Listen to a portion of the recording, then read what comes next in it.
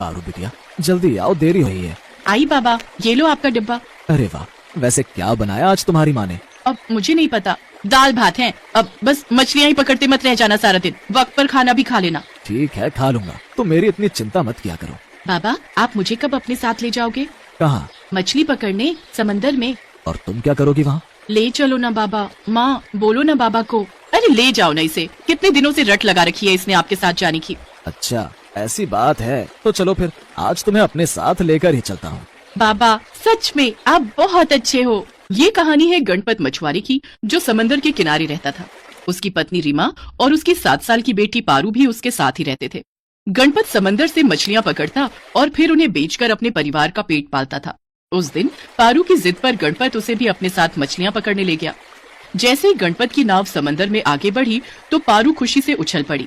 बाबा कितना मजा आ रहा है ना, ये समंदर की लहरें कितनी बड़ी बड़ी होती हैं।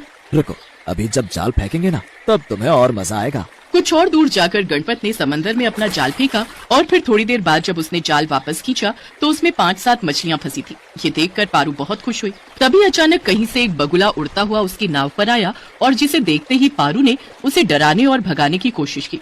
हश, हट, भाग यहाँ से, भाग। क्या हो गया पारू? देखो ना बाबा, ये तोता हमारी नाव पर बैठा है। हैं? तोता?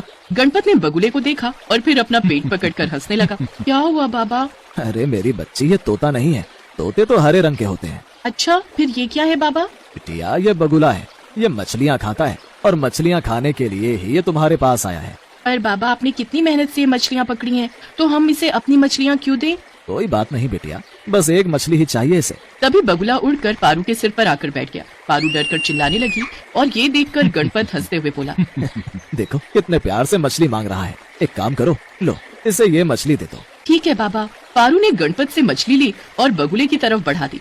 बगुले ने मछली को अपनी चोंच में दबाया और उसने पारू को ऐसे देखा जैसे वो उसे शुक्रिया कह रहा हो। उसके बाद वो दूर उड़ गया। इसके बाद गणपत ने फिर से पानी में जाल फेंका, लेकिन इस बार जाल में बस 2 ही मछलियाँ फंसी। ओहो बाबा, इस बार तो बस 2 मछली फंसी।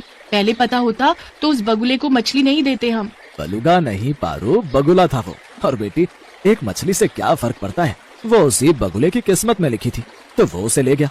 और तुम्हें क्या लगता है कि वो उस मछली को अकेला खाएगा क्या? नहीं बिटिया, वो जरूर अपने बच्चों के लिए वो मछली लेकर गया होगा। जैसे मैं मेहनत करता हूँ तुम्हारे लिए, वैसे ही वो भी खाना ढूंढने आया होगा अपने बच्चों के लिए, छोटे छोटे बगुलों के लिए, समझी? बलुगो नहीं बाबा, बगुलों के लिए। पारू की बात सुनकर दोनों जोर जोर से हंसने लगे। थोड़ी देर बाद गणपत अपनी नाव किनारे की तरफ ले आया। उस दिन पारू बहुत खुश थी। पारू के साथ जाने से गणपत को भी अच्छा लगा, क्योंकि पारू अपनी प्यारी प्यारी बातों से गणपत का मन लगाए हुए थी। गणपत अब हर रोज पारू को अपने साथ ले जाता और हर रोज वो बगुला भी मछली पाने के लिए गणपत की नाव पर आकर बैठ जाता। ऐसे ही एक दिन, चलो बाबा देरी हो रही है। अरे वाह, आज तो बिटिया रानी मुझसे पहले तैयार हो गई। हाँ, तैयारी नहीं हो गई, देखो मैंने नाव पर जाल भी रख दिया, ड्रम भी धोकर रख दिया और खाने का डिब्बा भी रख लिया है। अब चलो ना बाबा। हाँ हाँ चलो भाई, चलते हैं। उस दिन भी वैसा ही हुआ। गणपत ने 8-10 मछलियाँ पकड़ी और फिर तभी वो बगुला फिर से आकर नाव पर बैठ गया। आ गए तुम? लो, मैं कब से ये मछली हाथ में पकड़ कर बैठी थी, आज बहुत देर कर दी तुमने आने में। अरे तुम तो इस बगुले से बात करने लगी, पता नहीं ये तुम्हारी बातें समझता भी है या नहीं। समझता है बाबा, सब समझता है। हाँ, बिल्कुल मेरी समझदार बिटिया की तरह। बगुले ने पारू से मछली ली और उड़ गया। अगले दिन गणपत जब जाल लगा रहा था और पारू आसमान में बगुले को ढूंढ रही थी, तभी बगुला बहुत तेज रफ्तार से उड़ता हुआ वहाँ पहुँचा। अरे वाह, आ गया मेरा दोस्त, ये लो मछली, लो ले लो इसे।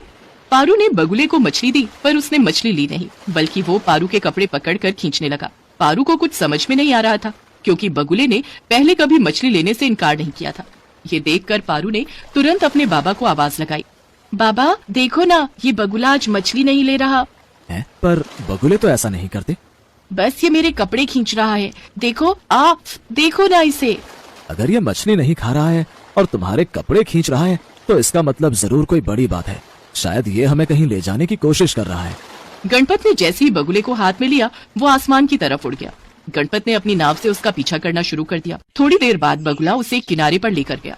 गणपत ने देखा कि वहाँ किनारे एक पुराना खराब जाल पड़ा है, जो शायद किसी मछुआरे ने फेंका था, और उस जाल में एक बगुली का पैर फंसा हुआ था। बगुली पंख फैलाकर लगातार उस जाल से अलग होने की कोशिश कर रही थी, पर वो उस जाल में और ज्यादा फंसती जा रही थी। बाबा देखो, वहाँ एक बगुला फंसा हुआ है। पारू, वो एक बगुली है और वो जरूर इस बगुले की पत्नी होगी और उसी को बचाने के लिए वो हमसे मदद मांग रहा है। गणपत ने चाकू से जाल काटा और बगुली को आजाद कर दिया। तभी पारू बोली, देखो बाबा, वहाँ पेड़ के नीचे 2 छोटे छोटे बगुले हैं। हाँ, मैंने कहा था ना कि वो जरूर अपने बच्चों के लिए मछलियाँ ले जाता होगा। चलो अब हम चलते हैं, बहुत देर हो गई। शाम हो चुकी थी। गणपत अपने घर की तरफ बढ़ रहा था। बगुली की मदद करके पारू बहुत खुश थी, लेकिन गणपत थोड़ा परेशान था, क्योंकि बगुली की मदद के चक्कर में उस दिन वो एक भी मछली नहीं पकड़ पाया था। वो इसी उधेड़-बुन में था। तभी पारू ने उसे आवाज लगाई, देखो बाबा, बगुला अपने दोस्तों के साथ मछली लेकर आया है। है? मछली लेकर आया है? गणपत ने देखा कि आसमान में 10-15 बगुले उड़ रहे थे और सबकी चोंच में मछलियां थी। गणपत के दोस्त बगुले ने अपनी चोंच में दबाई हुई मछली को नाव में रखे ड्रम में डाल दिया और देखते ही देखते सारे बगुलों ने भी ऐसा ही किया। इसके बाद सारे बगुलों ने पारू को घेर लिया। पारू बगुलों के साथ खेल रही थी और हंसती ही जा रही थी, और ये सब देखकर गणपत की आंखों में आंसू थे। वो बहुत खुश था क्योंकि उसे एक सच्चा दोस्त जो मिल गया था।